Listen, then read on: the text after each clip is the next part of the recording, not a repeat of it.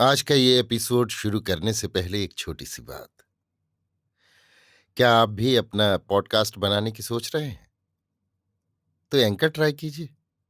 ये पॉडकास्ट बनाने का सबसे आसान तरीका है। नंबर एक, ये फ्री है। नंबर दो, इसमें कई सारे ऐसे टूल्स हैं जो आपको अपने फोन और कंप्यूटर पर रिकॉर्ड और एडिट करने की फैसिलिटी देते हैं। नंबर तीन, आप अपने पॉडकास्ट को डिस्ट्रीब्यूट भी कर सकते हैं, जिससे इसे स्पॉटिफाई और दूसरे प्लेटफॉर्म पर सुना जा सके। तो डाउनलोड कीजिए फ्री एंकर ऐप या विजिट कीजिए anchor.fm पर अपना पॉडकास्ट स्टार्ट करने के लिए। ये तो थी एक छोटी सी जानकारी, और अब शुरू करते हैं एपिसोड का सिलसिला। तो आज के एपिसोड में लीजिए सुनिए आचार्य चतुर्सेन शास्त्री के लिखे उपन्यास वयम रक्षामः का भाग 108, रथीन्द्र का अभिगमन, मेरी यानी समीर गोस्वामी की आवाज में। अंतःपुर में जाकर लंकेश्वर ने देखा कि राजमहिषी मंदोदरी का केशपाश विश्रृंखल है। उसकी भूषण विहीन देहश्री ऐसी हो गई है जैसे पाला गिरने से लता कुसुमहीन हो जाती है। उसके अश्रुमय नेत्र शिशिर की रात में जैसे पद्मपर्ण होता है वैसे हो गए हैं। शोकरूपी आंधी में जैसे उसके निश्वास प्रलय वायु से जल्द जल्द निकल रहे हैं। किंकरी नेत्र नीर में भीगी त्रस्त हस्तों में कठिनता से चवर वहन कर रही है। शय्यागत होने पर भी महिदेव ने विलास नहीं किया, पान नहीं किया, नृत्य में अभिरुचि प्रकट नहीं की। केवल फणीन्द्र की भांति गहरे गहरे निश्वास लेता छटपटाता रहा। तब रक्ष राजमहिषी मंदोदरी ने अश्रुपूरित नेत्रों से रक्षेंद्र को देखकर कहा, हे लंकानाथ, अब इस भांति शोक दग्ध होने से क्या होगा? हाय, देखो तो इस मणिमहालय में कैसा विषाद छाया है। एक एक करके लंका वीर शून्य हो गई। अब इस काल समर में स्वयं रक्षेंद्र इस अभाग्नि दासी को असहाय छोड़कर जा रहे हैं। हाय, इस दुर्भाग्य सीता ने अपने अश्रु सागर में देव दुर्लभ मणिमहालय सहित रम्या स्वर्णपुरी को भी डुबो दिया। सुवासित मध्य की धारा के स्थान पर अब तो मणिमहालय में अश्रुधार ही देख पड़ती है। आनंद उल्लास के स्थान पर महिदेव फणीन्द्र की भांति दीर्घ श्वास ले रहे हैं। जिनके भय से देव दैत्य नाग यक्ष थर थर कांपते थे, वे जगज्जयी वीर शैया पर वैकल्य से पीड़ित थे।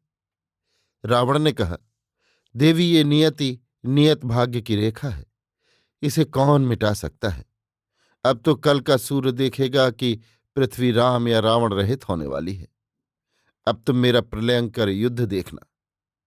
इतना कह रावण गहरे गहरे श्वास लेने लगा। महिषी ने पति को अपने कोमल अंग में भर लिया। उनके सिर को अश्रु जल सिक्त कर उसने कहा, हे जगदीश्वर, अब आप तनिक निद्राधीन हो, मन को शांत करें, अधीर न हो। शत्रु का विनाश तो कल होगा, ये रात्रि तो आप सुख से व्यतीत कीजिए। राजमहिषी के यत्न से महाशोकी रावण निद्रागत हुआ। तब महिषी ने मेघनाथ की धात्री प्रभाषा को बुलाकर कहा, हे चतुरे, तू अभी जा, वीर बाहुपुत्र मेघनाद से कह, मृत्युंजय महातेज कुंभकर्ण को काल समर ने ग्रस लिया। लंका वीर शून्य हो गई। अब शोक संतप्त महिदेव जगदीश्वर स्वयं युद्ध साज सज रहे हैं।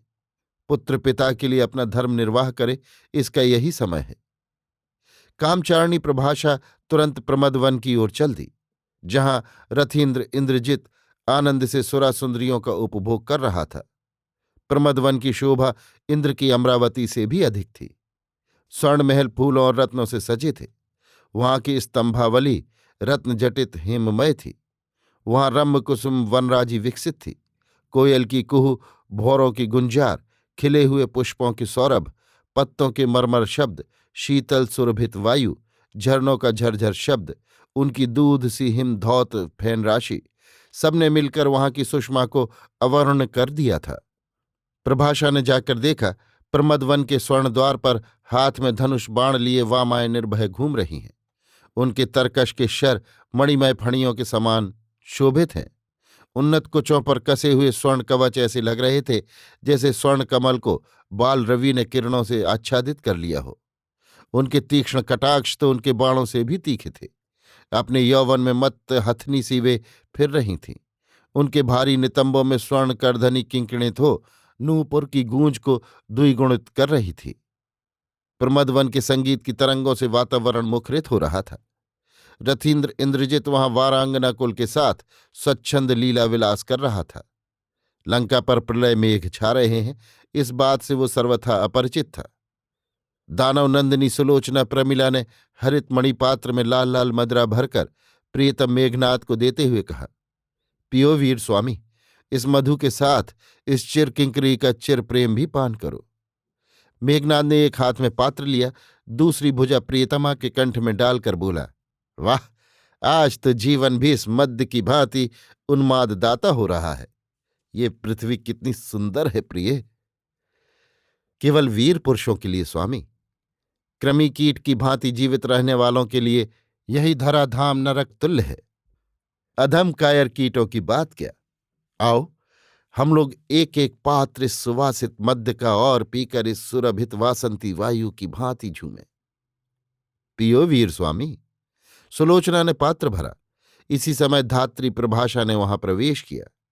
वीरेंद्र धात्री प्रभाषा को देखते ही मणिपीठ से उठ खड़ा हुआ। उसने धात्री के चरणों में प्रणाम कर कहा, माता, आज इस असमय में तू किस अभिप्राय से इस भवन में आई है? लंका में कुशल तो है? धात्री ने मेघनाद का सिर सूंघ कर नेत्रों से अश्रु विसर्जित करते हुए कहा, पुत्र, लंका में कुशल कहाँ? लंका के रक्षक कुंभकर्ण सहित सब सुभट सम्रांगण में उस दुर्जय राम के बाणों के भोग हो गए। अब तो लंका वीर शून्य हो गई। देवजय वीर बाहु भी मारा गया और अब जगदीश्वर रक्षेंद्र स्वयं ही रणसाज सज उस महाकाल के सम्मुख सम्रांगण में जा रहे हैं। महिषी ने कहलाया है, पिता के लिए पुत्र के कर्तव्य पालन का यही काल है।